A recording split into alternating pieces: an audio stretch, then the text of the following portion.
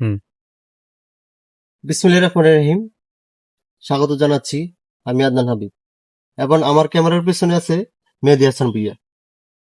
তো আসলে অনেকেই কিন্তু আপনারা জানতে চান লটকন আসলে কিভাবে রোপণ করা হয় বা লটকন রোপণ করার কতদিন পর বা কত বছর পরে লটকন ফলন আসে। আসলে আমি আমার ব্যক্তিগত এক্সপিরিয়েন্স থেকে বলতে পারি, লটকন আপনার যখন 4 থেকে 5 বছর লটকনের গাছের বয়স হবে, তখন কিন্তু এই লটকন আপনার গাছে ফলন দিবে।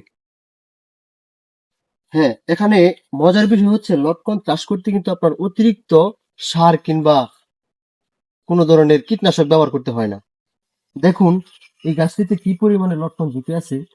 এটা আসলে দেখেন অসম্ভব সুন্দর একটা লটকন।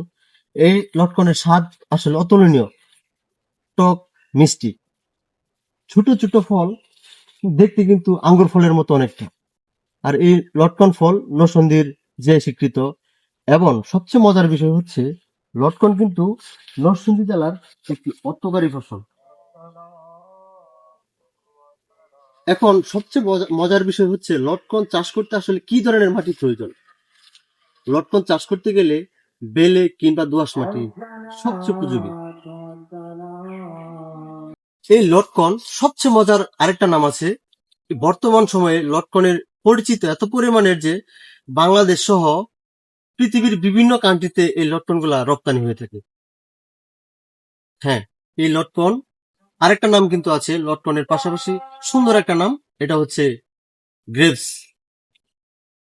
গ্রেপস নামে পরিচিত এই লটকন ফলটি প্রচুর পরিমাণের ভিটামিন সি এবং ভিটামিন এ, তাছাড়া এই লটকন খাইলে আপনার হজম শক্তি কিন্তু প্রচুর পরিমাণের উপকার করে।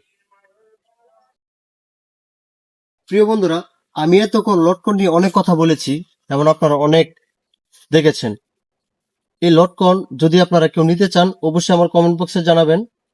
আমি আপনাদেরকে মোটামুটি একটা হেল্প করব। ধন্যবাদ ভুঁইয়া এগ্রিকালচার ইউটিউব চ্যানেলের পক্ষ থেকে।